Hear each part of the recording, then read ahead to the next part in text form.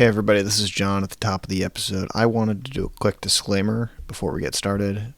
The views represented here are our views and our views alone. They do not represent that of our employers. To that end, please do not try and find our employers either.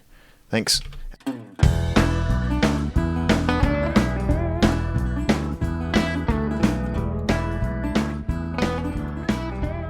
Hello, and welcome to Seedpod, a podcast about the natural world. I'm Kelvin. And I'm John. And this is the Dadcast. Woo, woo, all dads. Yeah, that's right. We ditched our other co-hosts. Take that, Marissa and AJ. It's just dads. Dad hour. Dad power hour. And we are joined also in the background by John's new son. Hello, John's new son. Welcome. I don't know. I don't know why I did a voice. Anyways, yes. He's here. Welcome to your first podcast. Yep. He's going to just be silently, hopefully going to bed soon in the background. So, yep. Yeah, I'm excited to be here. This is the first time out of the newborn trenches and back into the podcast mines. So, yeah, I feel weird. The content for the content gods. Exactly. It's okay. It's good. It's good to get out and to talk to people. And by get out and talk to people, I mean go on the computer. Yeah, exactly. No, we've been getting out and talking to our friends and stuff like that. We did get the fear of God put in us about like not socializing until the kids got his vaccines and stuff like that. So yeah, it's a good call. Yeah, that's a good call. We kept our kid at home for like the first 3 months basically. She went out a little bit, but not much. But hey, at least you guys got spring now, and now it's almost nice to go outside and go on walks. Oh yeah, it's going to be like 85 by the middle of the week, so that's going to be, I mean, it's going to suck, but it's also going to be quite nice to go for walks and stuff like that. So it's been good. Yeah, this week was crazy with weather. Oh yeah, my I don't want to date the episode too much, but like my child is about 3 weeks old, and he has had actually less than that, and he has had 3 tornado warnings. And he hasn't even seen his first month yet. So yeah, the weather. Date the episode all you want, because spoiler alert, this is it's a news episode. Oh. So this will be going out as soon as you finish editing it, and AJ gets back from wherever AJ is at. The wilds of Virginia, I think. Yeah. So, listener, in case you're wondering where the other hosts are, we have not kicked them off the podcast. AJ is just burning down various federal lands. Yep. And Marissa's finishing her PhD. So, that's where everyone's at. Don't worry, they'll be back eventually. Yep. And eventually is whenever I can have the brain space to edit a podcast, or more specifically the time, because Mr. Grumpy Gills over here takes a little bit of attention. So, no, not Grumpy Grosses. No. Okay. Anyway, John, are you ready for our invasive of the week? Yes, I am. It is large leaf lupin, or Lupus polyphyllus. So, is this the lupin that's all over Iceland? Yes. Okay. Awesome. Yeah.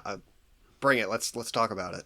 This is native to Western North America, but it is invasive in the upper Midwest, also called the Lake States.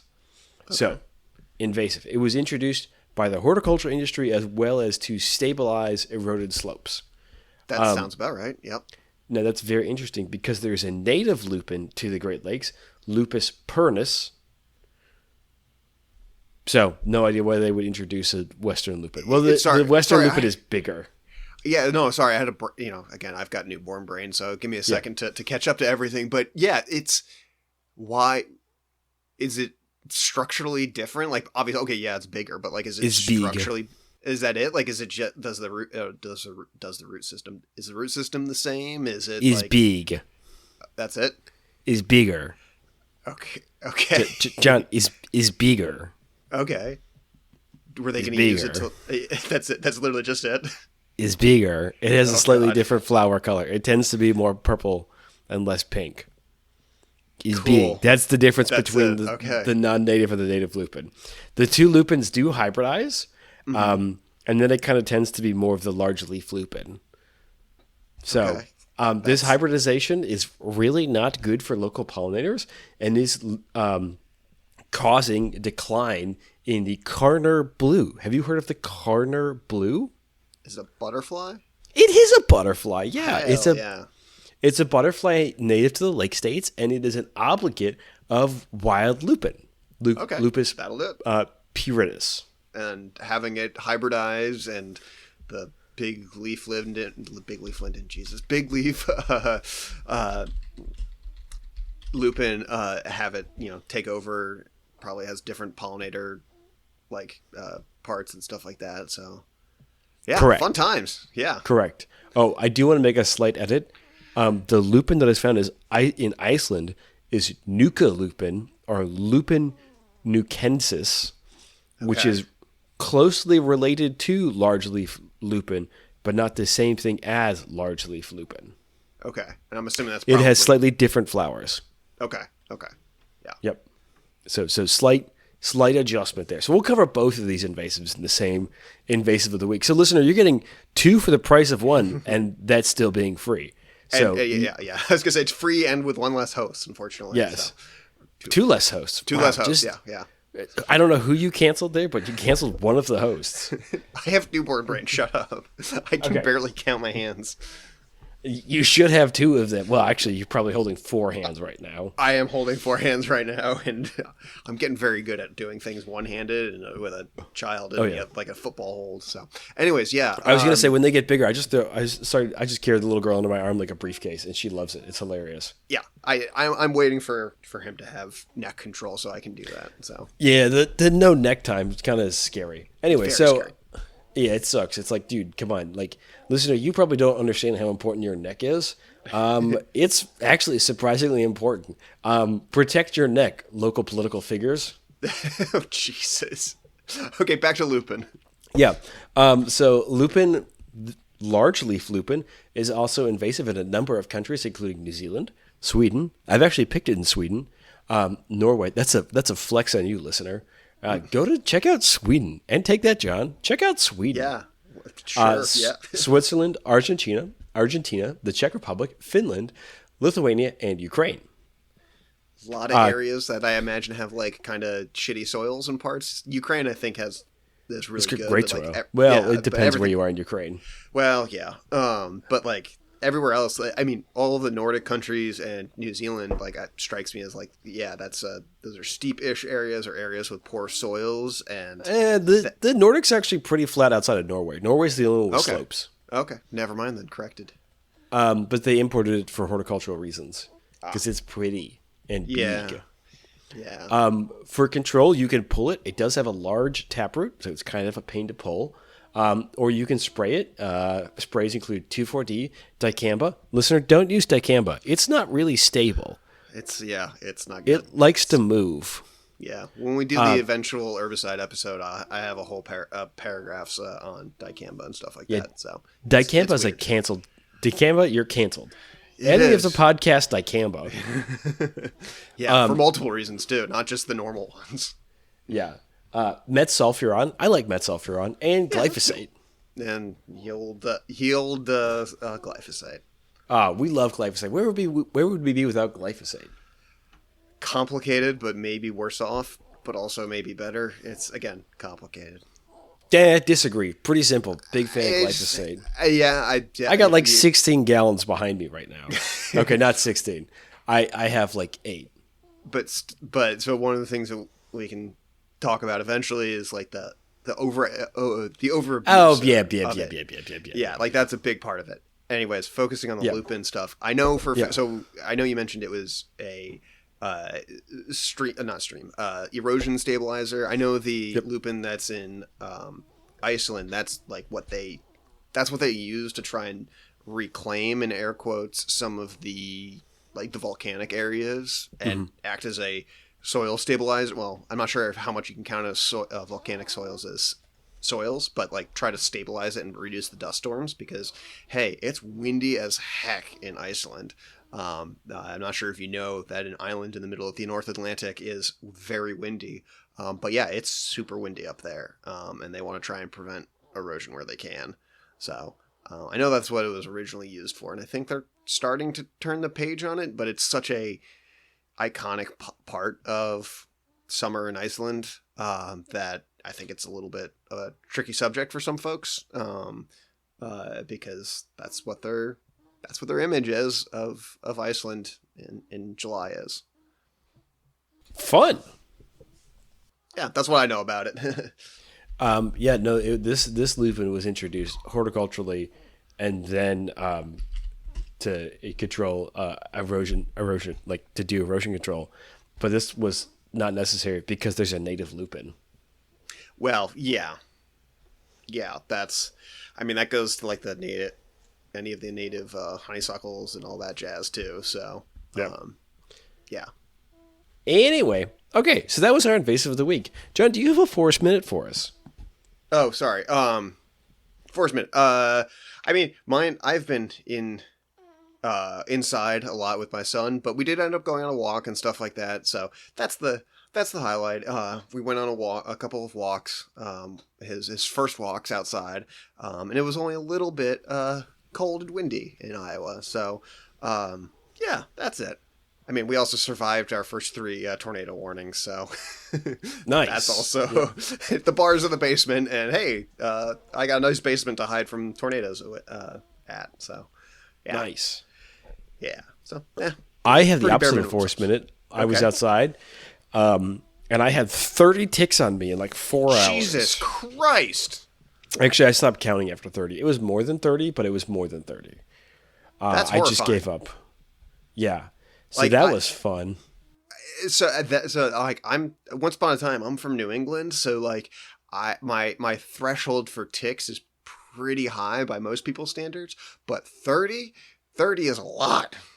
Yeah. I was just like looking down like every like other minute, and I'd be like, oh, there's like 3, 4, 5 ticks on me. Go away. Yeah. I only had like 2 that had actually started attaching by the time I got home and got them off me.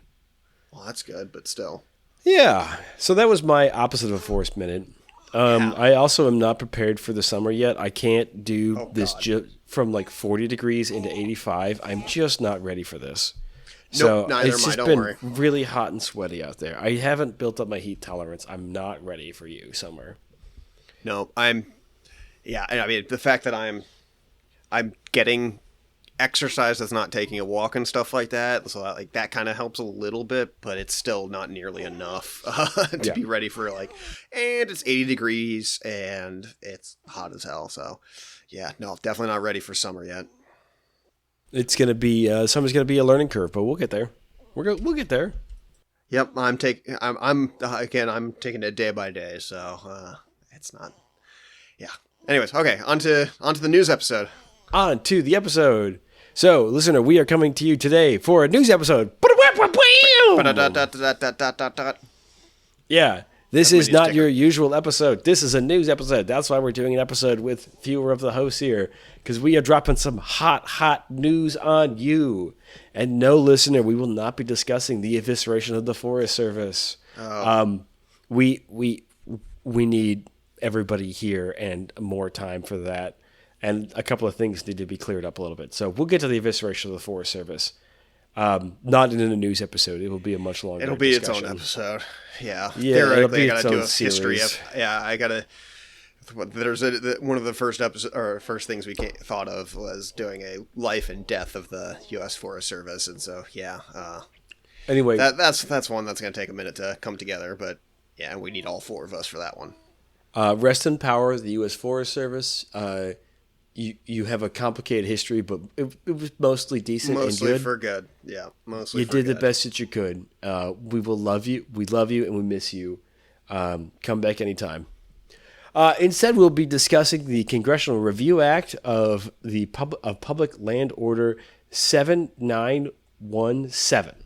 John, are you familiar with this public land order? No. Do you have a link or something like that you can send me? Do you think that I could have potentially made this easier to understand? I mean, I think you could have. Yeah. Did I maybe obscure a few things? This is the Review Act that strips mining protections away from Superior National Forest in Minnesota and the Boundary Waters Canoe Wilderness Area. The Boundary Waters Canoe Area Wilderness. Yeah, I know. Now I know it. Yeah.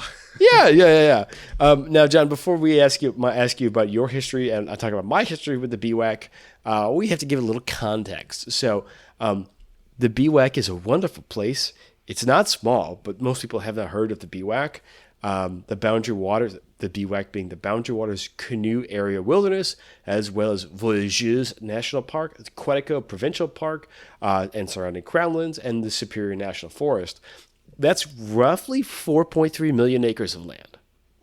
And it's roughly in the eastern United States, which is tends to be a little bit more developed. That's a lot of region.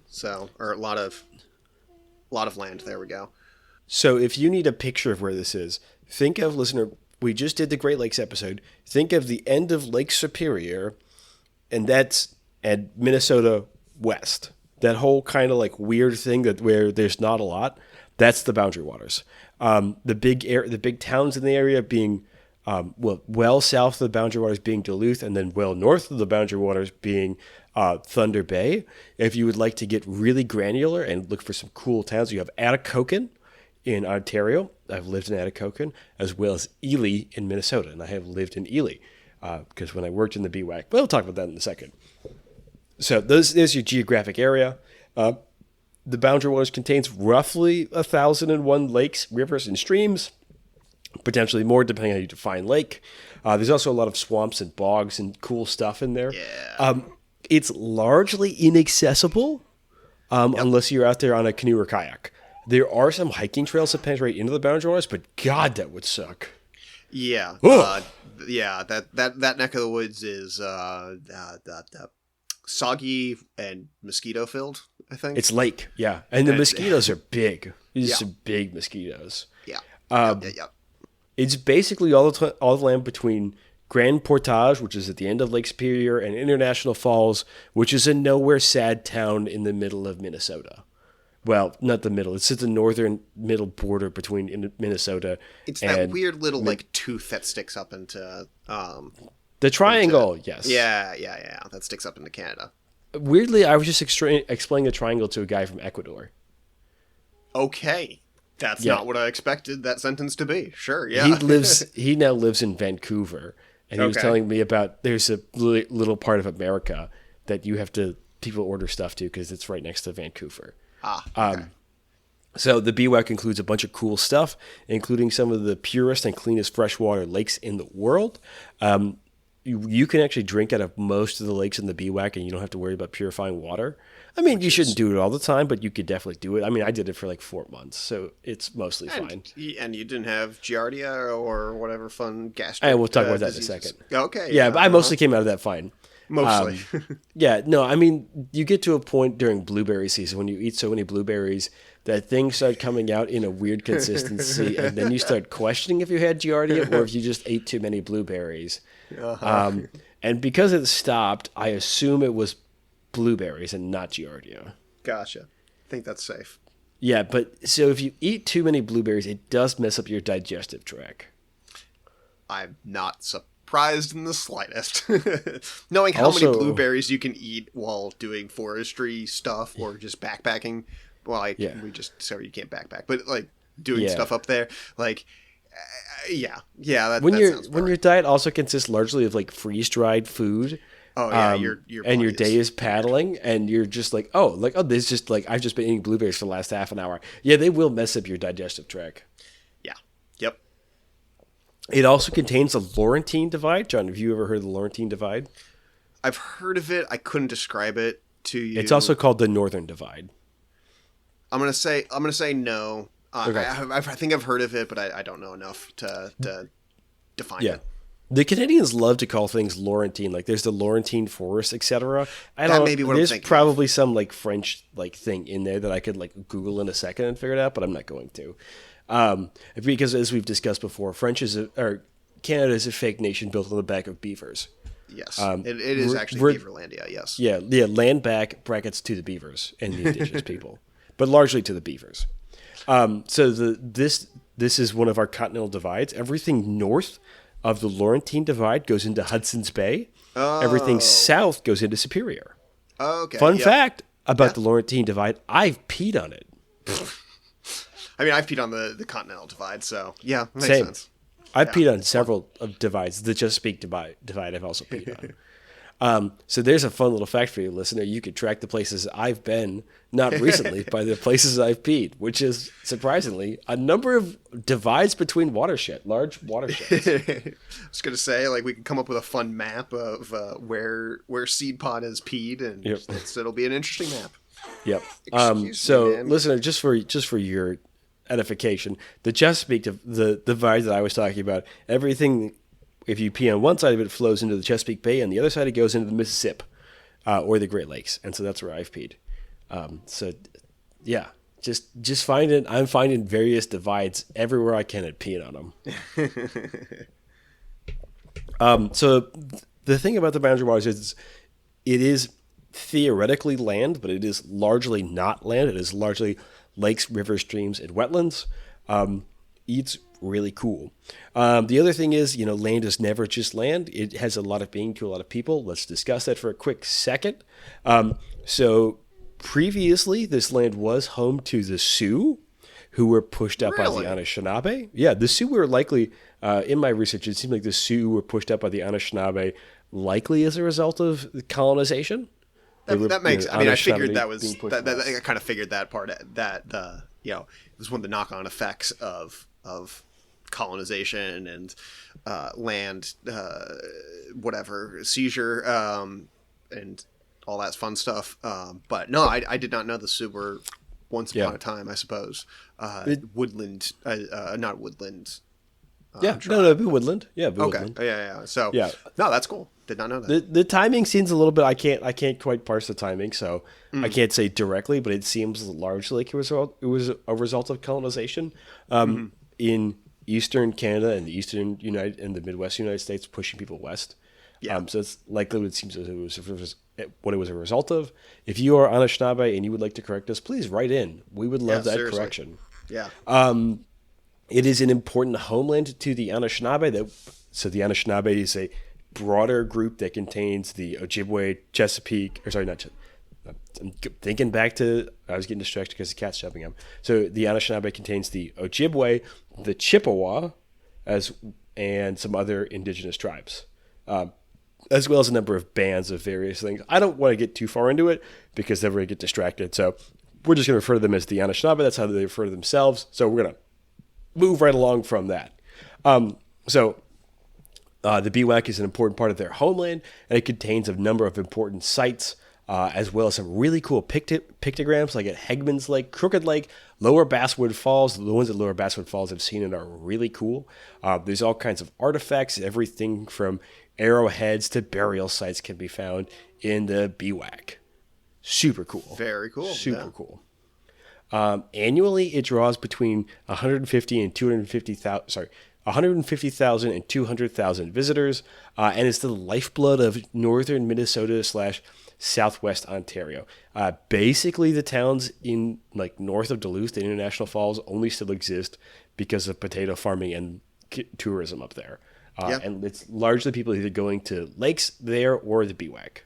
Yeah, no, that sounds about right for small, rural, very rural towns out in the middle of nowhere. Yeah, I mean, we're talking, this is so remote that logging doesn't even really pay much anymore. There's a pulp mill in Duluth, but I think that they don't really use native fiber anymore. This is pretty remote stuff here, pretty far out there. Okay, so that's the little background. So John, have you heard of the BWAC? What do you know about the BWAC? So I've heard of the Boundary Waters, but it's far enough outside of my bubble, I guess, of stuff. So when I was a kid, we mostly were focused on New England and the big Western parks. And recently, and when I was when I moved out west officially and stuff like that, we kind of skipped over it. It was too far north for us to visit when I traipsed out here.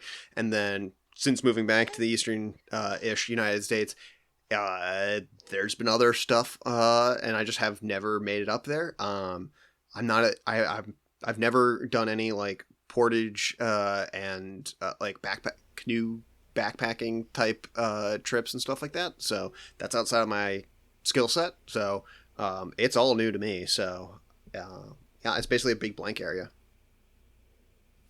That's okay. It's a really cool area. It is a little bit intimidating to get into because it is only largely accessible via canoe. We'll talk about that in a little bit. So like you kind of gotta like be prepared to like get into some capital S shit. Like it's a real proper wilderness. Like there's very few other ones on the eastern side of the United States type of wildernesses. I mean, this is a wilderness that can only be really found kind of like in the Yukon Territory or a couple of places like Beset. Like this is a proper wilderness where you can very easily die, very easily get lost, and it takes some skill to handle. And it's not like a lot of the Western wildernesses, which are land based. This is again canoe based. So you have to have skill in a canoe, otherwise you will have problems. I was going to say, like, a lot of people can walk, and I think that that gives people a false sense of security, especially in places like Yellowstone, where you've got wildlife on top of inclement weather and the remoteness to deal with. But most of us in varying forms can walk pretty decent. Not all of us can canoe, so I think that adds another layer of insulation from overuse maybe of wilderness areas and public lands broadly. So I mean, and this is not like your little like, well, I canoed around like a pond or in a pool once. This is like, we're talking lakes that are a mile long. Like I've sailed. Like I've put up like sails in canoes and sailed down some of these lakes because they're so long. Awesome. And then the other thing about these lakes is sometimes they're connected to each other by streams and stuff like that, but there's also waterfalls and swamps and marshes. So often and beaver dams, I bet. A number of beaver dams. So oftentimes there's portaging involved. So also called portaging. If you're north of the border, you call it portaging because you do have to acknowledge the fur trappers and the French Canadians. So this is like, hey, get out the boat, you take everything out of the boat, put it on your back, put the boat on your back, go to the next lake, put the boat down, put everything back in the canoe, and keep going.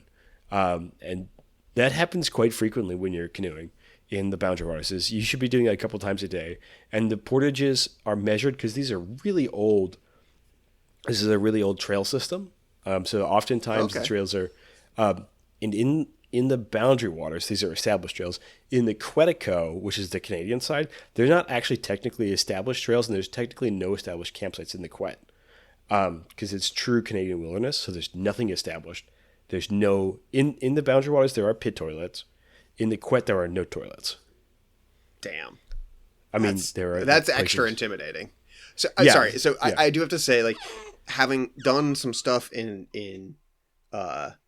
Europe and just having experienced people from Europe and stuff like that talking about like, oh yeah, I wanted to go to this thing. It's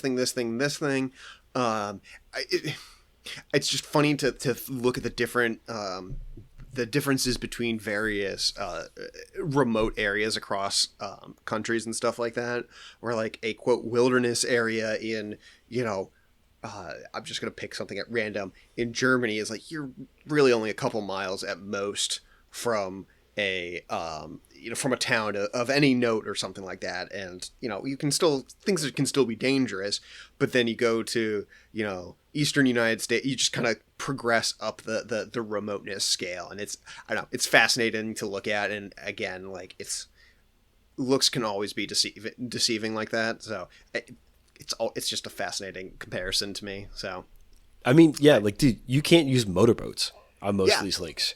Yeah, you can't fly. So in the Boundary Waters, you haven't been able to fly under 4,000 feet for non-emergency purposes since the 40s. Damn. Okay, that's a whole other level too. Yeah, like this is capital R remote. Yeah, you will struggle to find a more remote place than this. Yeah. That's awesome. Okay. Yeah. Again, that's insane. So, yeah. Okay. Continue. Again, the hurdle to this being You also have to apply for. You have to get permits to do all this. This is a permitted wilderness to be in, but like it is canoe and kayak based. So there is this real skill hurdle, and if you do not pass the skill check, people die regularly in the Boundary Waters. People die. So there's a real hard skill check. You don't get to roll a 1 or like kind of do it European style where you're like, yeah, I'll go out for an hour. Like, I'll hike for 2 hours. I'll stop at the coffee shop. We'll get a coffee, and we'll turn around and come back. Nah, dog. If you're out there, you're out there. And if you got problems, you got problems. And they're big problems. I used to guide in the Boundary Waters in the Quet. And our rule was like, hey, if you're in real problems, just go out and light an island on fire. They'll find an island. Like, that's how remote it is. Like, that's your strategy for getting help. We're gonna have to burn down an island.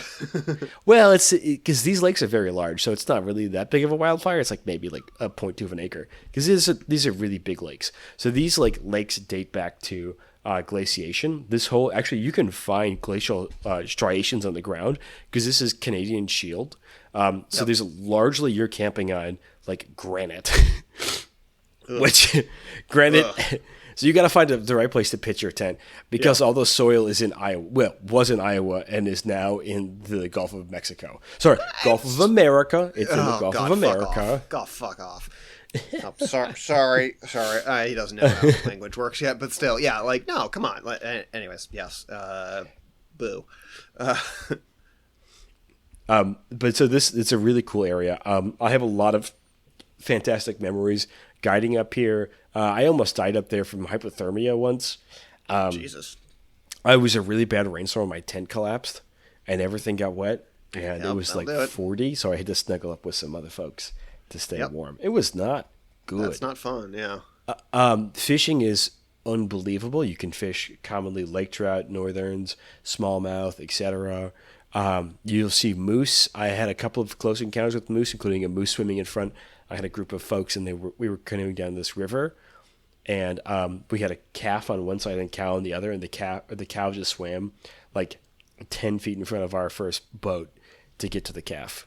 Yep, I will say moose are. I've had a couple close encounters with moose in North Park, Colorado, which is like the moose capital of the Western United States. Like we had a work stoppage because there was a cow and calf pair right in the middle of our shop area. There's a lake nearby that had a bunch of vegetation that they were eating, and we would walk between mom and baby, and I don't want to die, so we just kind of held off for a little while and just, worked a little bit later. Moose can fuck you up. Yeah. Chin, you don't want to play with moose. No. Yeah. So it's an incredibly cool area. All right. So now, John, I got 2 paths for us to go down. Do you want to talk quickly about the history of the Boundary Waters, or do you want to talk about what happened, and then we'll come back to history? They're both fun. Yeah. So, I mean, can we keep the history? I like history short. Can we keep history short? History short. Let's do that then. Okay. So the Boundary Waters has been a thing since the end of the Wisconsin glaciation. I mean, this is an episode about the Midwest, so we have to mention the glaciers. Yep. Again, it's mostly Canadian Shield that is up there because it is like the glaciers took all the soil and moved it to the Midwest, like the lower Midwest. And so it's a bunch of really coal lakes. So the Boundary Waters was recognized as such a unique area in as early as 1902 when Minnesota's Forest Commissioner bought roughly 500,000 acres from a logging magnate and saved it from logging. Yeah. He then the next year managed to buy another 140,000 acres of forest. Damn. And saved that from logging. And the Canadians did the same thing. So, this is the era of massive extraction, and we're saving that. People are like, okay, this area, crazy cool. Also, it's remote as fuck, so no one wants to be out there logging. I was gonna say, if to log it, and we're talking, 1800s and stuff like that. You have to log it during the winter, which means it's cold as balls. You have, because you also have to do it while everything's frozen, because you can't get a mule team back there or an oxen team or whatever you're using back there unless it's absolutely frozen, which means, hey, if anyone's been in the upper Midwest, in the middle of winter, it sucks extra ass because it is, routinely minus 20 or something like that. And you are doing hard manual labor. And, oh God, it's miserable is what I'm trying to get to. It's like you're insulating your house with tree bark, and you are trying to, you burn as much wood as you can to try and stay warm, and you work like 12-hour days or what have you to get the wood out. And because you're that far north, if you're on the other side of the Laurentine Divide, the rivers flow north to the Hudson Bay. And it's only going to get worse. Nothing north. Yeah. So if you want to move wood south, you got to get it to one of the few rivers that flows south.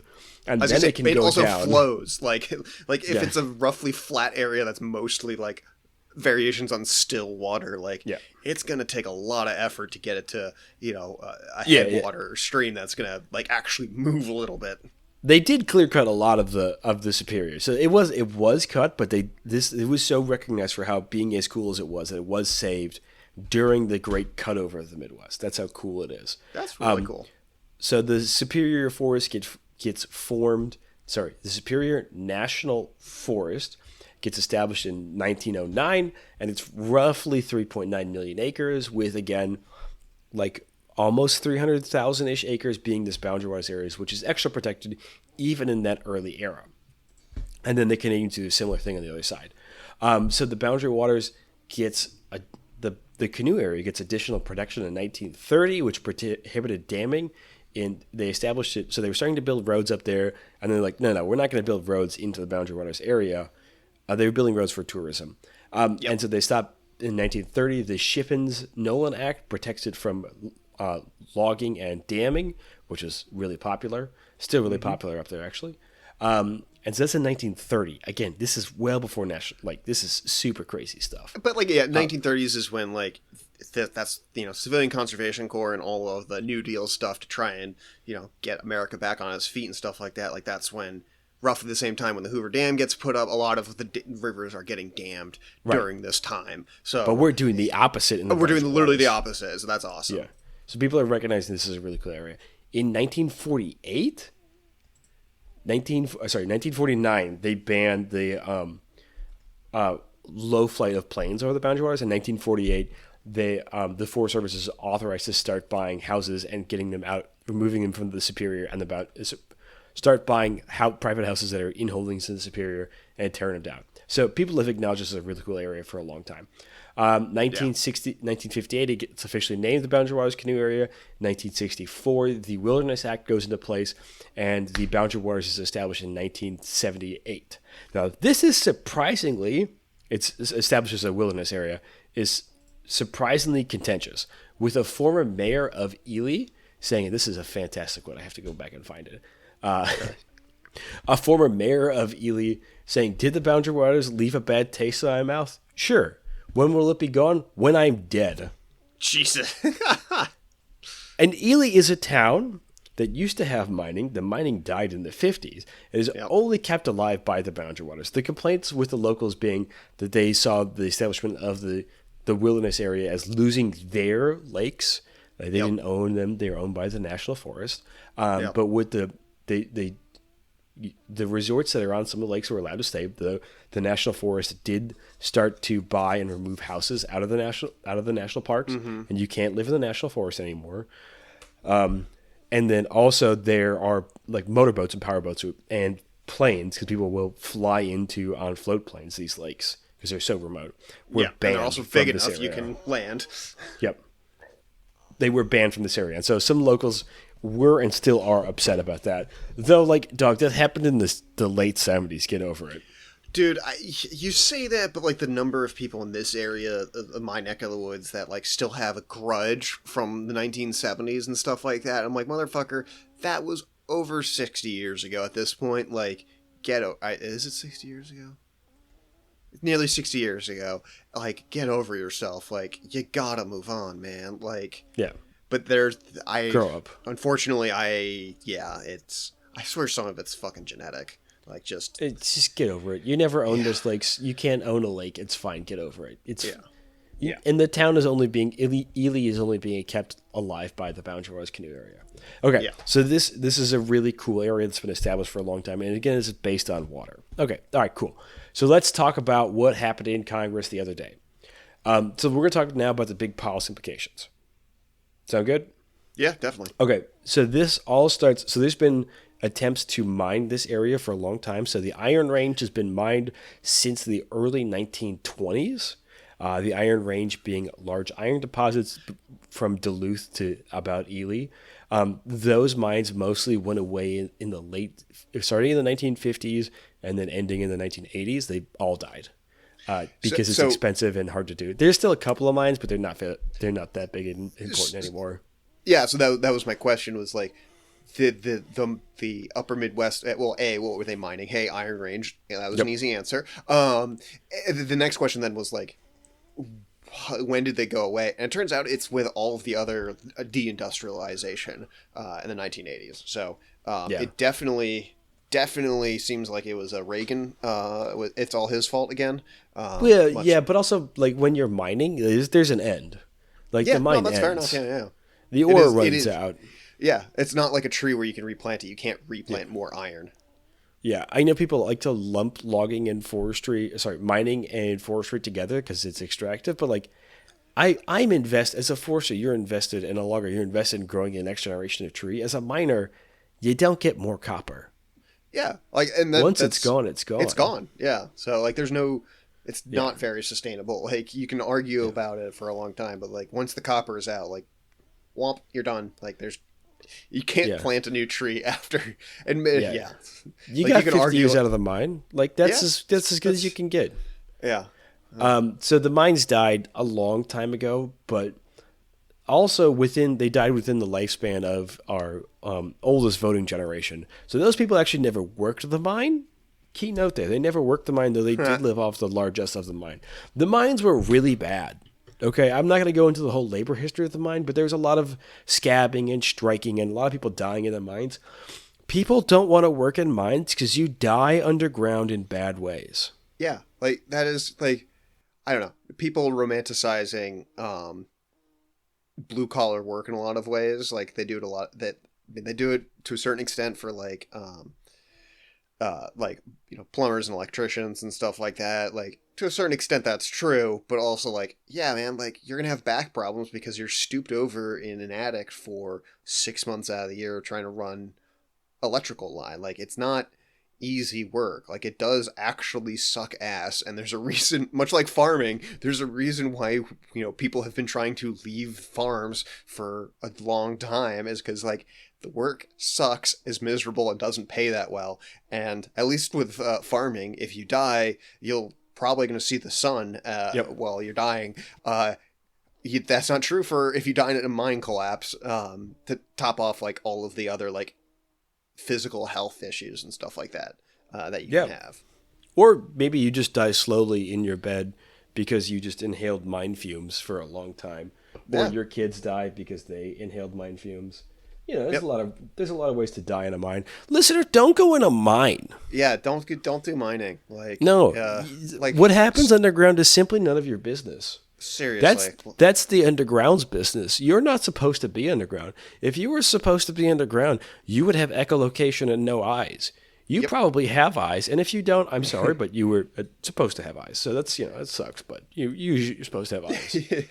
The underground is meant for underground beings and bats. Yeah. We're not that. We're not those. Yep. Official stance of the podcast. Stay above ground. It's where you should be. Yeah. Leave the caves for cave things. That being not you. Okay. So the mines were a thing in northern Minnesota. They're dead mostly, and they're not coming back. There's no bringing those mines back. They mined it out. What are you going to do? So this area has a... sorry. No, so you'd say that, and then we've got this whole... clearance to go mine. Is that because the new veins are actually that valuable? They're different. We'll talk about it. So the history of the mining in this area is iron mines, taconite mines. So they were mining iron, mining and pulverizing high quality iron. Okay. Different mine, but there is a history of mining in this area, though the mines are dead. They have been dead for a long time. People crave the mines, but those are not people who've ever worked in the mines. Yes. Okay, so I'm going to give you a date here. This is not a good thing if you are someone who likes the outdoors. January 12th, 2026, Congressman Pete Stauber, enemy of the podcast. He represents Minnesota's 8th District, which runs from International Falls. If you don't know where International Falls is, that's good. It's a sad town. To Duluth. Duluth's a nice town. I would say visit Duluth. This is a nice town. Yeah, I agree. Climate-proof Duluth. Here's to you, Duluth. Yes. There's a great SNL sketch about Fly High Duluth. So Fly High Duluth. Also, listener, check out that sketch. It's kind of funny. So he put forth a Congressional Review Act of Public Land Order 7917, which was passed in 2023. Note that down. So I'll just quote what the act that he's saying that we should repeal is. So this order, I'm not going to quote it, 225,504 acres of superior national forest of national forest systems in Cook, Lake, and St. Louis counties, Minnesota, are protected from disposition under the United States Mineral and Geothermal Leasing. So this area cannot be mined or geothermally leased for the next 20 years. Okay. That was the order that he's repealing. So the CRA passes the House in January 21st. Passes with no Democrat votes, all Republican votes. It's sent on to the Senate. It sits in the Senate for a while, but it's eventually passed by the Senate on April 16th. So that is where we are today. We are now on April 19th, and so they have repealed this. So this is really concerning for a number of reasons. First of all, it removes the additional mining protections of this area that were granted to it under this public lands order. Concerning. But the other thing that's really concerning is the use of the CRA. John, have you ever heard of the CRA? No. You shouldn't have. You shouldn't have. The CRA is something that another enemy of the podcast here, Newt Gingrich, came up with. Oh, fuck that guy. Yeah, fuck that guy. Though I am glad his wife posts a photo she posts of him, which is she photoshops herself to hell and then leaves him all wrinkly. So good for Newt Gingrich's wife, though. You're probably not a good person either. No, I was going to say that's we're grasping at straws to make ourselves feel better. Yeah, hey, look, I'm going to grasp at him. You know, hope is an action verb, and she's doing something to practice for. She doesn't realize how bad both of them look. So the CRA, the Congressional Review Act, is something that Newt came up with as a way to limit congressional agency, or as a way to limit what he views bureaucracy and agencies. So what it is it says that Congress has 60 days to overturn any rules set forth by an agency, and they just need a simple majority to do so. This means that you can't filibuster it. It just has to have a simple majority. Now, John, I'm going to point out something in there that you may have missed. Please. 60 days. Yeah. Right? Relatively quick turnaround, right? Yep. Now, when did I say that public lands order was enacted? I don't remember. I'm sorry. 2023, buddy. 2023. Oh, yeah. Yeah, okay. Yeah. What the fuck? So 2023, do you think that is within 60 days? I do still have some of my mental faculties on me, and that is more than 3 months. So, yes, that is not how that works. Correct. So I suppose. This is potentially an extra legal use of a law. Now, what this does... In this administration, Calvin? They're for law and order, though. I know. It's crazy. It's crazy. So, this administration holds that the BWAC is protected under a public lands order and not a capital R rule as laid out. So that means that the Congressional Review Act says they could do whatever they want and they don't have to abide by the 60-day timeline because this is not a rule. So we're just interpreting like part of the law, and then the other part of the law we're saying, nah, it doesn't cover it. We're going to do whatever we want. Yeah. Now, John, I'm sure you're starting to think about how we could kind of get funky with this. If this holds precedent, this means Congress can do whatever basically they want to natural resources by pen because, we work on management plans. So you have the Forest Service will go out and make a management plan for an area. That's not a capital R rule. That's a management plan. Rulemaking goes through its own process with review. With review and a public comment period of this whole thing. A management plan does go through public comment and has experts in on it, but it's not a rule. It's a management plan. Yeah, it's also it's much more finer detail, and there are experts that do rulemaking and stuff like that, but a management plan for a specific area is going to have those specific people that are in charge of that management and stuff like that, not kind of people from DC chipping in to figure out what they want to do. It's more of a local thing is what I think I'm trying to say. Right. The Army Corps of Engineers should be setting levels at a dam by what's good for the local watershed, based on what's good for the local watershed, not based on a rule. However... sorry, continue. If this continues if this holds up, Congress could make the Army Corps of Engineers set that watershed level at whatever they say, and knowing if it's a Republican Congress or even a series of Congress people that all kind of roughly agree, this is the Colorado River Delta has been dead for years, but would kill it permanently. There's enough rivers in California and stuff like that have dams still that are set to a certain height, and that whole there's a whole set of disagreements about fish of concern and endangered species there, and there's always a claim about the drought is because we're letting water to save this one fish, and not just because we live in a fucking Mediterranean climate that just gets bad droughts, and also we're changing the climate drastically on top of other stuff. So it's I can see where this is going to get really off the rails really quick, specifically when it comes to the Army Corps of Engineers and the dam process. But I can see it for pretty much anything in natural resources, like you said. Yep. So speaking of natural resources, another enemy of the pod, Mike Lee out of Utah. Which fuck this guy too. Yeah, that'll be a whole other episode. Don't worry, listener. We'll do a Mike Lee episode. He would like to use the CRA, the Congressional Review Act, to eliminate the management plan for Grand Staircase Escalante. Yeah. Yep. National Monument, because he's just he has a personal asshole. vendetta. I think at this point he has a personal vendetta, much like people in don't know why people are pissed off about Cuba or Iran to a certain extent. We've always been at war with Cuba and Iran. Mike Lee has always been at war with Grand Staircase Escalante National Monument. I think it's probably because of Obama, and God forbid a black man does anything in America, is what I think it is. I could be speaking out of my ass, but... he also does just hate public land as a thing. Oh, yeah, for sure. Was he part of the Tea Party intake in 2010? I don't respect the man enough to know about him. We're going to have the boys on from... the Brigham Young money to talk about this guy and why we hate this guy. Anyway, that should be a national park. Moving on. But he would like to peel back that such a management face.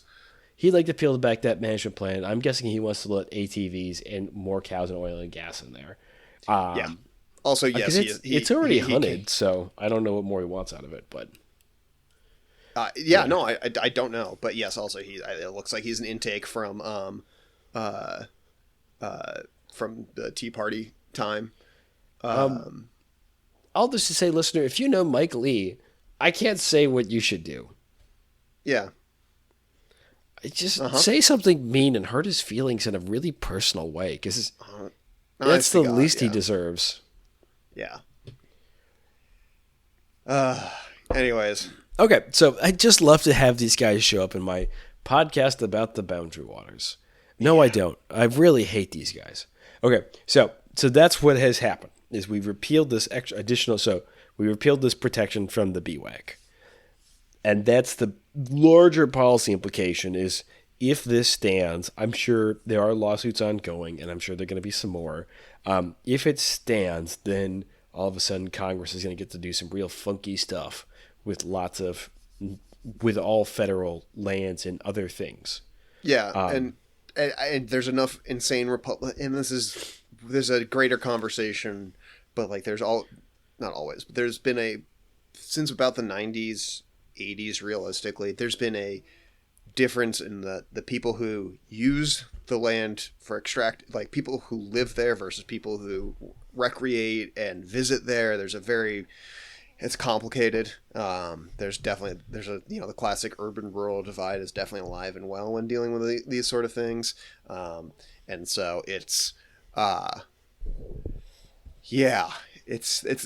this sort of thing is not surprising to me. So I do have to ask too, Calvin, would mining in the Boundary Waters be profitable? Like, there are areas. Yeah, we'll talk about that in a second. I'll get there. Oh, okay. That's upcoming. That's fine. So my thing is like a lot of times with when Trump said, "Oh yeah, we're going to open up the land, forest to logging and stuff like that, or old growth logging," it's like, well, the damn tree is too big, for a lot of our mills in the Pacific Northwest, or hey, there's just straight up no demand for the wood. You can cut all you want, but like doesn't matter. There's no demand because hi buddy, hang on.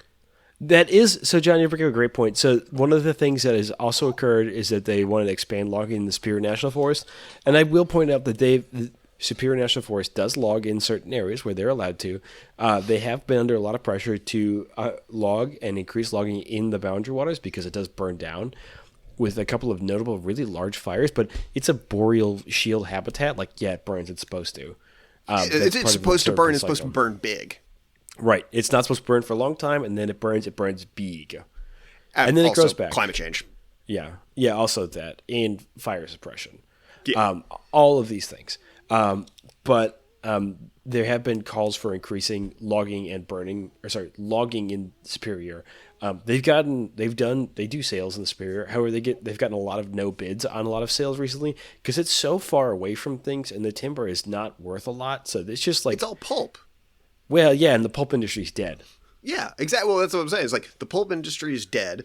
I guess it would take a lot of forestry to bring back, I'm not sure if this is an area that would have like the huge pine forests of the upper Midwest, but it would take a lot of effort. This is spruce aspen. Okay, yeah, so it's not, you're not going to be able to magically get a bunch of saw logs up there. Remember it's glacial diesel shield. I don't know that much about like what grows on there's no like I'm telling you, the soil is like not there on a lot of this. Okay, so it is a layer of duff and then granite. Yeah. John, you have their dirt. Like you literally have it. Yeah, okay. Like, there's no topsoil right. And there's a lot of lakes. Okay, got it. But anyways, like you can't do forestry and that out of it. Diesel is $5 a gallon, and there's no railroads up there. Like there's no, and you can't float things down the river. Yeah. And so so it's like, okay, cool. Doesn't surprise me that there's no bids as I guess what I'm trying to get to. Yeah, it's so far away that the logistics alone say, nah, dog, we're not going to make money on this. Actually, I just talked to a guy who used to manage operations in the Crown Lands on the other side by Thunder Bay, and he said that they actually had to pay loggers, and they were paying to reduce like wildfire risks, and they paid a pretty good rate. But the big issue that they were having is if anybody broke anything, they were so far away. They were 100 miles north of Thunder Bay. Good Lord. And so it's like 2 days. Oh, you need a part? It's going to be a couple of days. Yeah. So you need a new chain for the saw? Well, okay. We're going to have a guy drive up here, and he's going to have to make it by hand. I'm sorry. Yeah. Sorry.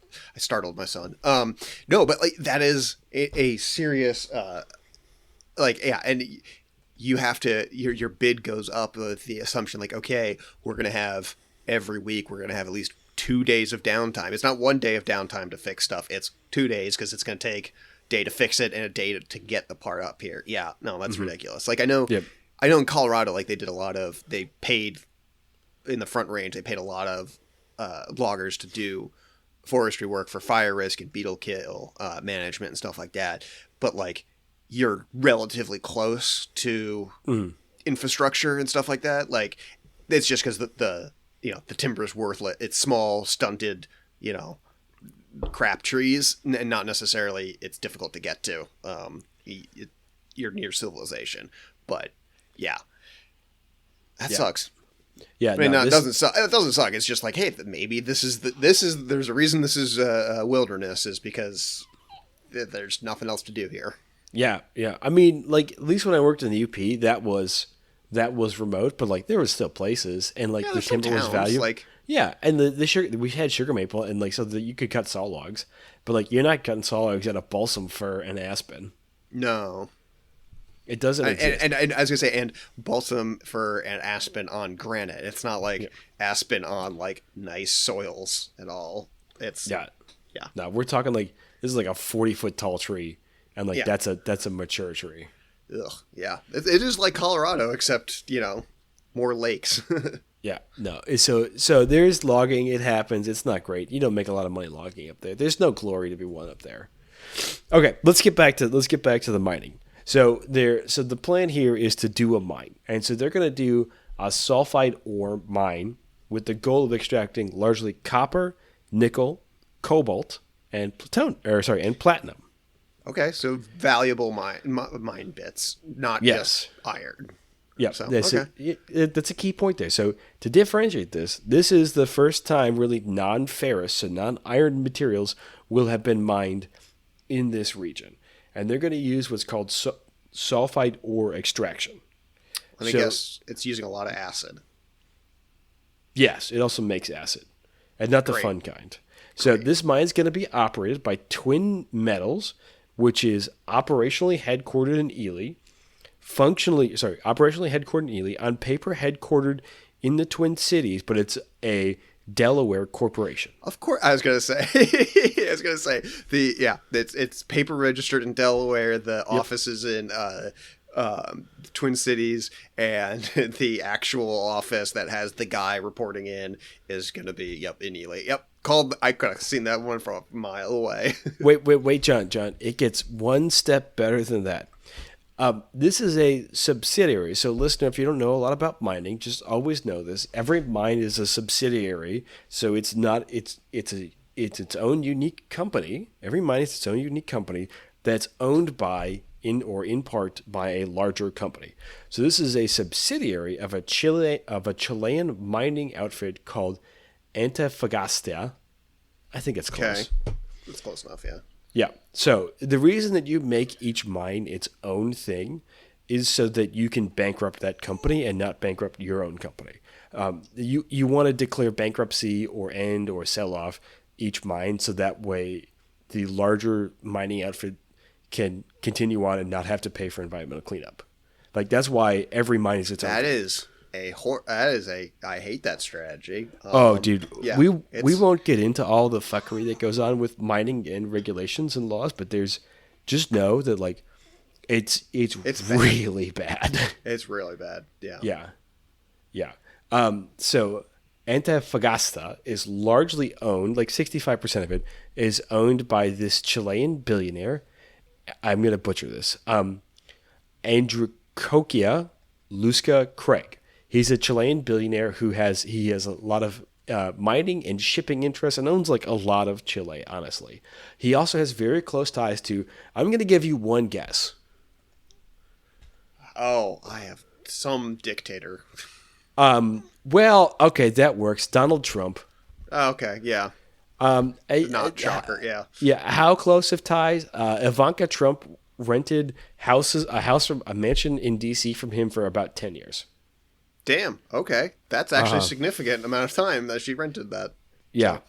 Yep. Like his whole first term in office, she was renting from this guy.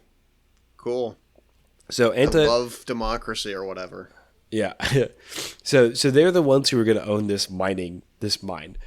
They say that they're going to employ up to 700 people. Now, largely, most of them are going to be employed for the initial construction of the mine. So that's why John laughed.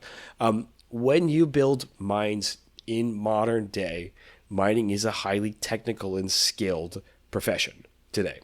Correct.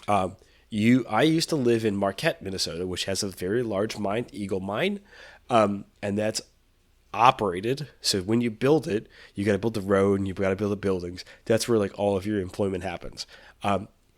After you build the mine, like very few people work there, and it's largely like machines. I was going to say it is effectively yield data center. You employ a bunch of people for the data center, but afterwards it actually employs like 10 guys. Yeah, maybe. And I mean that's we joke about, or not joke, but we criticize mining for like it sucks ass, you're underground and stuff like that. Yeah, that's true, but also like a lot of it is actually you're running an automated mining head or whatever, or this is actually somewhere where like automated and autonomous vehicles work well, is because they're on a strict schedule and a set path, and there's no complicating factors and stuff like that. Like you need people to run that sort of thing, and that's what they could be doing, and not like with a pickaxe or whatever underground with a light attached to them. Yeah, this is not the mines of yore when you had a guy, it was run by like dudes swinging pickaxes. No, that's not how mines work today. No, which is good. Like that means that's less risk for the mine team and stuff like that. But again, maybe just don't go underground. Yeah, not. Yeah. So it's not actually going to employ 250,000 people, and they're also not going to be locals. Oh, God, no. They're all going to be imported, or they're going to be like boomtown folks where they come in for a little while, sit around for 6 months or whatever, building it, leave after their contract. They're not going to, it's not going to be a long-term stable environment to build an economy on it. It's going to be pretty flash in the pan. Yeah, exactly. So when John says it's not going to be like locals, like to run these machines, it takes a lot of skill. And so what happens with these mines, again, I've lived around these mines, like you got like folks flying in from like Australia and South Africa and like, South America, like where these large mines are. And like, these are the equipment operators. Like they're going to come in, they're going to work for 6 months and then they leave. And that's just kind of what they do. And like, like their job is a miner, and like, that's what they do. This is not like you get like the 3 guys, from downtown and you work a job after high school. No. Yeah, again, this is people, it's much like farming and stuff like that. A lot of farming and stuff like that is like people have this romanticized, in a lot of cases, idea of what it is. It's not, a guy on a tractor, 40 acres and a mule. No, it's a guy on, millions of dollars of equipment, running 1,000 acres, and there's no mules. Like, I don't know. People's view of this stuff is very different than the actuality, and definitely hasn't been updated for the 21st century at all. Like, I bet if we interviewed 10 people, in our various towns, they would guess like what a miner is and completely miss the mark. Coal mining today employs about, like across the entire United States, employs about 50,000 people, which is forestry employs more people than that, and that is also a dying industry. Yeah. Okay, so the other fun thing about Antofagasta, they say that they like regulation and they will comply with all relevant rules and regulations. John, great. What if there are none? Well, there are some. Okay. Guess when the last time that they were fined for violating environmental law? It's either last year or last year, I bet. It was February 2026. Oh, hey, would you look at that? That's up 2 months ago. Huh. Crazy. Yeah, they were fined for polluting an aquifer in the Atacama Desert. The Atacama Desert is one of the driest places in the world. That takes effort. Yeah, to damage an aquifer, no disrespect to the Atacama, it's a really cool and interesting place that has flamingos and like other like interesting brine shrimp and all kinds of cool stuff. But to damage an aquifer in one of the driest places in the world, that's like getting into a car crash on the moon. There are 2 cars out there and you flew them both out there, homie. Yeah. What do you mean you damaged an aquifer in the Atacama? Well, I bet it's because they mined into it or released some sort of mine tailing into a spot that connected up with the aquifer. And I'm sorry, my son is grunting, and but yeah, I bet that's how it is. Was they they were mining and they had some sort of pollutant release in the mine or something like that connected up to the aquifer or something like that. At least that's how I imagine it. Yeah, it looks. Well, you really had to make a mistake, and they got fined. This is again by a Chilean regulator, so $750,000, which would be a lot. Like even in the U.S., that's a pretty substantial fine. Yeah. So they really fucked up. Yeah, shocker. Yeah, so not great. So that's the company that wants to do this. Now there have been attempts to think about mining this area going back to the 60s, and none of them have been exercised. Lots of the Forest Service has looked at mining this area like a number of times, and they've always determined. So they've looked at mining it as most recently as 2016 and in 2018 and 2022, and they decided that there's at no point could we mine this and not damage the broader resource. Yep. And the Forest Service is not opposed to mining. There's lots of places the Forest Service owns that are mined. Yeah. For better and for worse. Yeah, a lot of... Yeah. They do extraction at the end of the day in varying sorts. So, like, they're not afraid of it. But at the same time, they try to meet their multi-resource... or their multi-resource mandate and stuff like that. So, like, hey, maybe this is better valued as a recreational resource, a wilderness area with wildlife benefits rather than a fucking mine. Yeah. Which it most certainly is. There's been a lot of studies on this issue, and it's most certainly better as a wildlife resource. Okay, so let's talk about the mining. So the company probably they have a pretty good. Okay, and that was 2026 was their most recent slap for violating environmental regs. They've been slapped in 2020, 2022, 2024. It's like about every 2 years they get slapped. Shocker. I just stopped reading after 2020. I was like, I don't need to go any further. It's a well-established pattern that they actually do not follow regulations. Yeah. Again, not surprised. So they're going to do what's called a sulfide mine. Now, we are both foresters, so I just have to do some reading about this. So I'm going to explain sulfide real quick. So sulfide is it's a broad category of minerals, and those are ones that have sulfur as a large component. So we know about iron pyrite, fool's gold. Yep. That's a sulfide. So your minerals there being sulfur and iron. Okay. So the rock that they're going to establish are the minerals that they're going to establish are things like chalcopyrite. Nope, I mispronounced that. I'm going to put this in the chat, John. You tell me how this is this is said. Well, I can't be the only one who fucks this up. Oh, okay, there we go.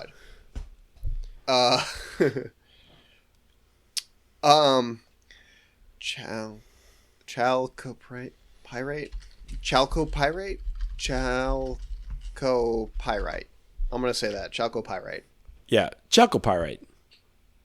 Unless that CH is pronounced real weird. Yeah, chalcopyrite. That's CHALCOPYRIT. Exactly as we said it. Chalcopyrite. That accounts for about... So chalcopyrite accounts for about 45% of U.S. copper production, actually. Fun fact for you. Okay. So long gone are the days of us mining pure copper out of the ground, as was extracted from most of... Actually, the UP used to have a lot of copper, but then we mined that all as well as indigenous people mined that all. That copper was actually so pure, they used to float it. It was called float copper. Fun fact for you. That is really interesting. I never knew that copper could float. We can because it's really, really light, and you could pound it really flat, so the indigenous people would mine it and then float it. Huh. That's really cool. It's neat as hell. That's probably the most interesting and positive thing I've learned so far on this episode. It's not a positive episode. No. Well, I mean, it's positive if you don't like fresh water. I do like fresh water. I do drink fresh water. Yeah. Okay, so to do sulfide mining, it's pretty simple. You take the sulfide out of the ground, you grind it up, you leach the minerals that the elements you're interested in this case, copper, nickel, platinum, cobalt, out of the mineral, and then boom, you've got the raw material. Then you send off that mineral to get smelted, and then you've got copper that you can eventually steal out of somebody's wall. Got it. Yep. So I'm assuming to get to do that refining process, and maybe refining is the wrong word, but to do that refining process, we're basically just, we're using water, maybe a little bit of vinegar, nothing too nasty or anything like that, right? Do you know about this little element called cyanide? Oh, that, yeah. I hear it's not good. Okay, so we're using that, huh? Yeah, there's a lot of like nasty chemicals that are used in the leaching process. The leaching process is actually not the process we're most worried about because that's pretty well controlled. Because if you have a problem with the leaching process, then you lose all of your potential value. There's a lot of other things that we're worried about, but the leaching process itself is not the biggest concern. Okay, that's actually I guess. That's one of the few steps that they actually care about. Because again, like if you have a process with leaching, then you're going to lose all of your value. So I was going to say, goes well. That is, that makes sense actually. When you think about it, when you explained it, it makes sense. Yeah, that's like, hey, I'm going to make sure, like, if you watch, what's the movie with the Christmas movie with the bank that goes bad? It's got the guy who's like, every time a bell rings, an angel gets his wings. Oh shoot, what's that Christmas? I don't know. Yeah. Come back to that. It's a Wonderful Life. It's a Wonderful Life. That one. Yep. Okay. Okay. So remember when the guy's one of the guys is supposed to take all the cash to the bank and then he forgets it. Yeah. This is like if Jimmy Stewart actually did his job and made sure that, well, he didn't give his drunk uncle all the money to get to the bank. Yeah. Gotcha. You actually, this is in the 50s. You actually make sure drunk uncle doesn't take the money to the bank. Like you actually take care of the leaching process because that's where all the money comes out of.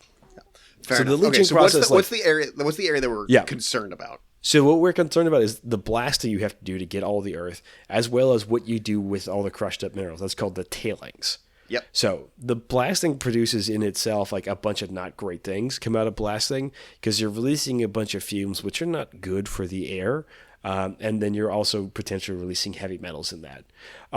But so that their plan for the first year, if the mine goes through, is to blast out about 4.1 million tons of rock. They're going to pile it up. Again, that rock it's got a lot of sulfide in it. It's about 0.5% of the rock is sulfide ore. So 0.5 of 1 million tons 1 million is what they're going to. Yeah. I've been playing a lot of Settlers Catan recently, I guess. So that's what that's coming out of. So that's what they're actually going to yield out of this. Jesus. So you take this 4.1 million tons of rock, you crush it up, and it's got a lot of sulfur in it. Sulfur, when that oxidizes, guess what it forms?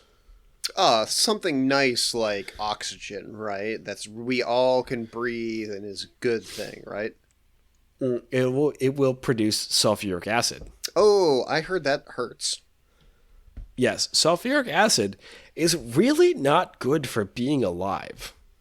Well, I mean, you got some in your. I think some pedantic asshole will say you've got like sulfuric acid or something like that in your stomach. This is just a little bit more. It's not that bad. It's the same people that say like, it's like, oh, there's a little bit more CO2 in the atmosphere. It's like, well, that's what plants need, so it'll actually be okay. And like, I'm gonna fucking kill you. Yeah, actually, you don't have sulfuric acid in your stomach. You have gastric acid. Oh, never mind then. Which is hydrochloric acid. Okay, yeah. I didn't pay attention in high school or whatever, so never mind. It's fine. I couldn't remember It's a Wonderful Life, so we're about equal there. So that's really nasty chemicals. Got it. Yeah. Yeah. So that's what comes out. So they're proposing a 1,000 acre leaching pond, tailings pond. Oh, just 1,000 acres. That's it. Oh, don't worry, and it's right next to a lake.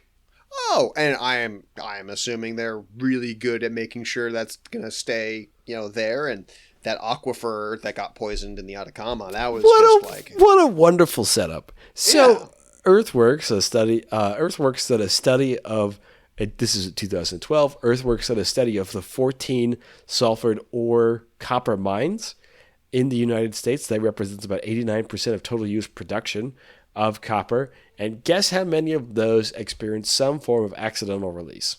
I'm going to say 100%. That would be correct. All 14 did. Yep. Yeah, I'm a genius. Fuck this guy. And yeah. I can't say what I want to do. So now, John, another question for you. So local aquifers, they also looked at local aquifers. Guess how many of those local aquifers experienced damage? They had like sulfuric acid or elevated acid levels. Guess 13. Or sorry, we have 14 possible. Guess how many of those aquifers had issues? I'm gonna stick with my first guess of 100% again. It was 13 out of 14. 13 out of 14. I think we can round up and call it. There's probably more contamination in there that didn't get detected, and it's probably not good. I think it's possible, yeah. And that was also 2012, so we can go back and redo that study. Yeah, and we can find out. That was 10 years ago. Yeah, so 14, but who's counting? Oh, Jesus Christ! It's the long 2012. Okay, sorry. Hang on a second. I just had an existential moment of where I was in 2012, and like, oh no. So we could confidently say that this will impact water quality in the boundary waters. Because the other thing is we have to remember, so they're not actually going to be mining in the boundary waters.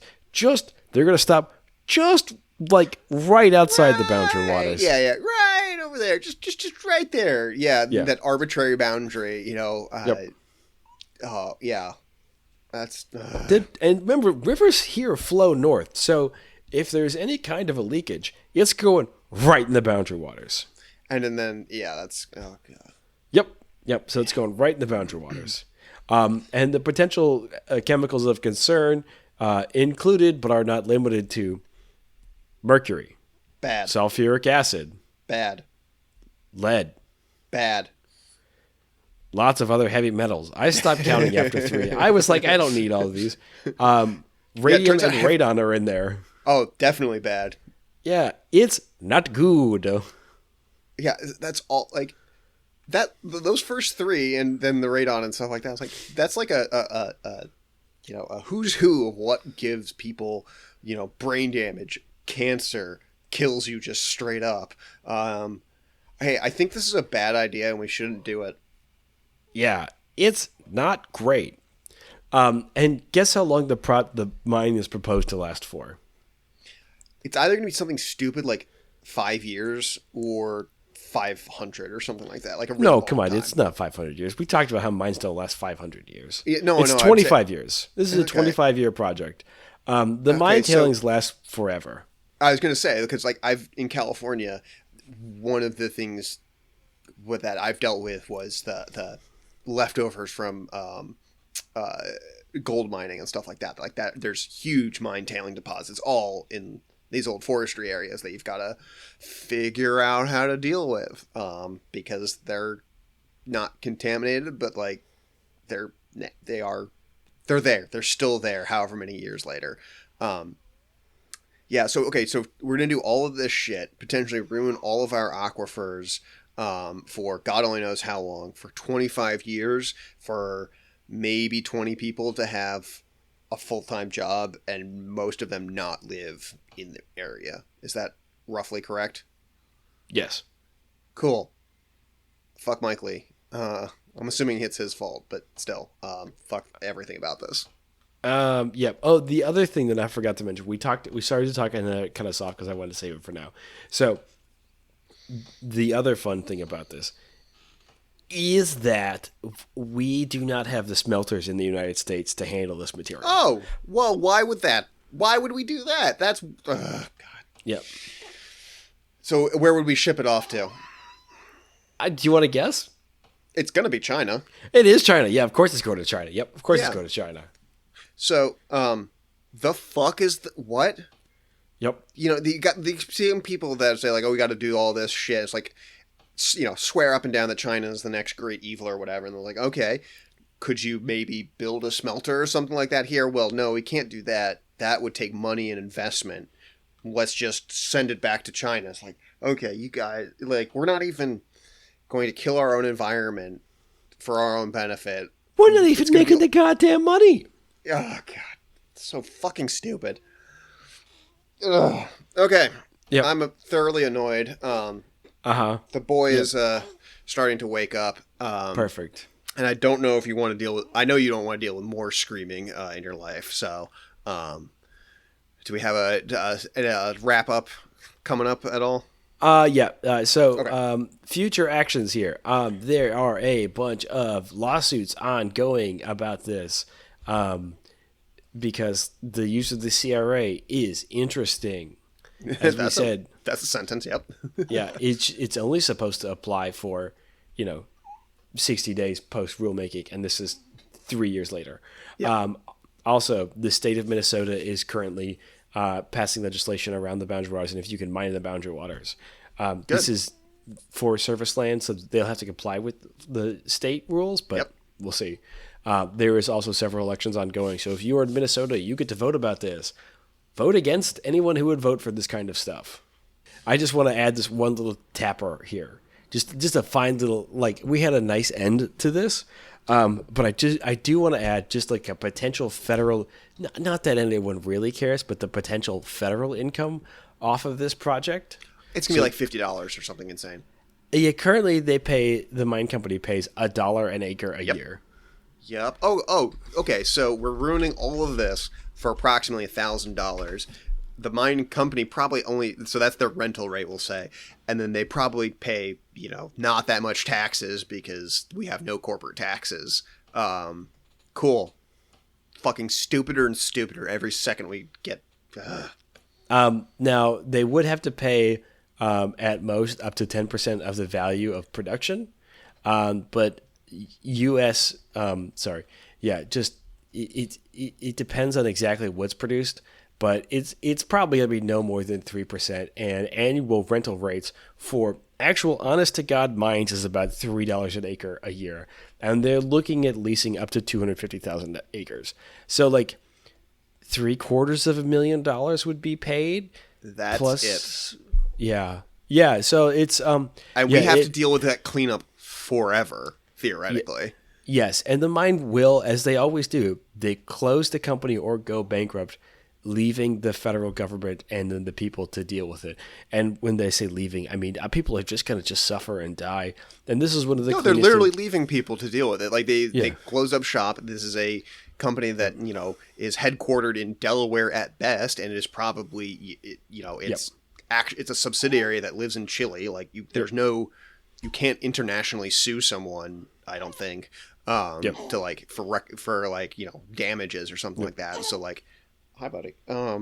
It's just stupid, so frustrating. Yep, and the northern Minnesota is already suffering, and this would just be the nail in the coffin that kills northern Minnesota.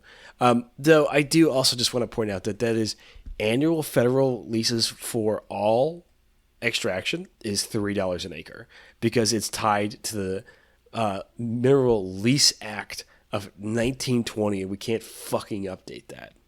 Nope, that would require Congress to do something proactive and with forethought and all this other stuff. So I hate it.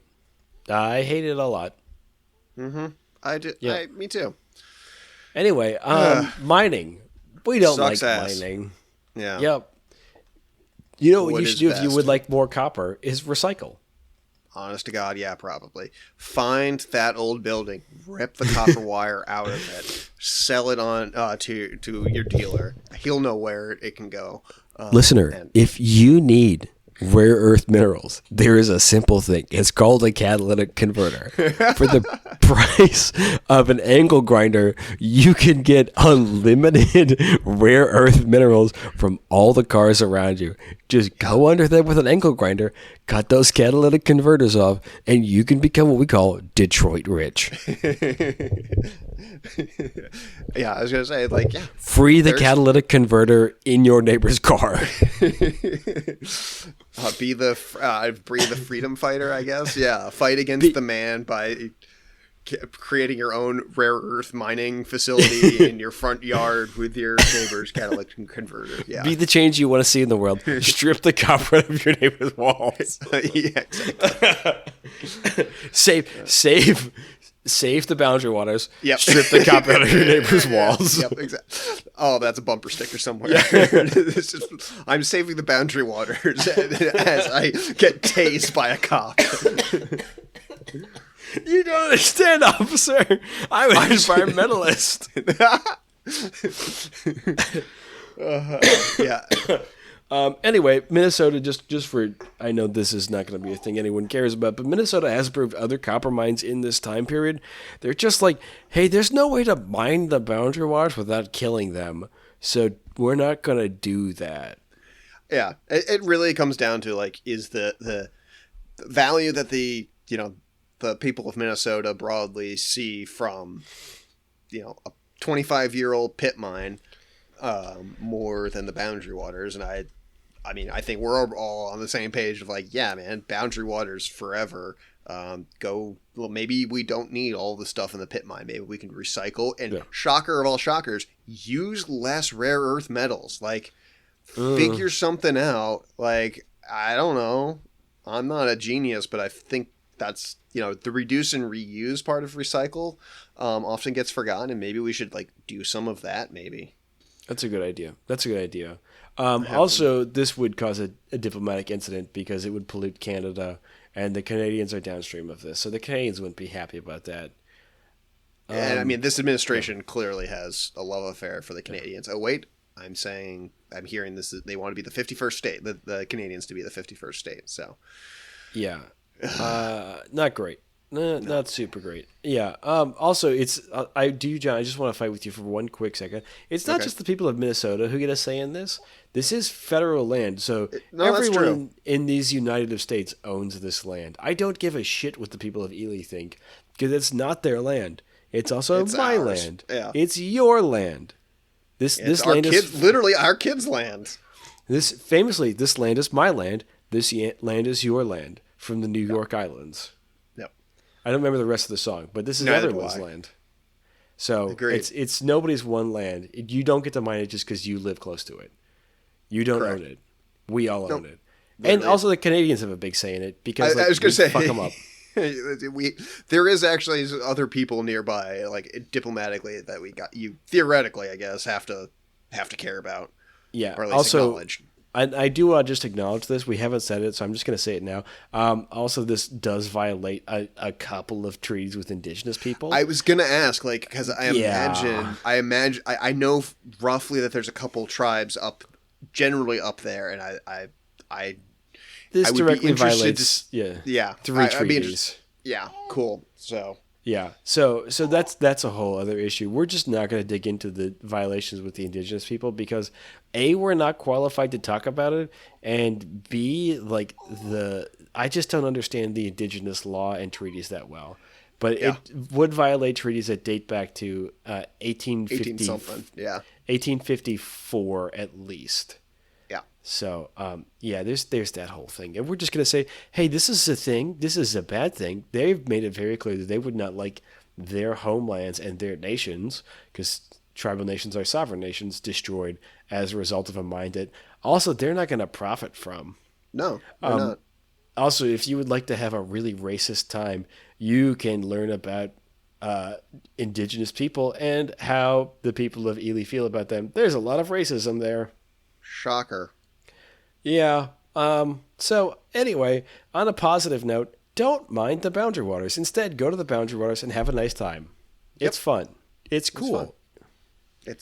I'm not going to say it's easy time or it's something that everyone should do, but it's definitely cool. It's a lot of fun. Mm-hmm. Cool. Yeah. That's a podcast episode. That's the first Dadcast episode of SeedPod. Comment on our leave a review, all that jazz. Seedpod.pod for emails and all that stuff. I'm going to do my best to get this sucker edited and out as fast as possible, but yay. Again, we'll see how fast that goes, but it's only the two of us, so like I can do it pretty quick. Reminder, if you know Mike Lee, the things about the things. Write angry letters to him. Or emails. Yeah, I can't. Poop dollar to Mike Lee. Yeah. At least. Other things about the things. Anyway. Yeah. And if you are considering mining the boundary waters, don't. Simply maybe don't. Do anything else. Anything else. Yeah. Okay. All right. I probably got to feed this kid again soon. Good night. So. Have fun. Good night, everybody.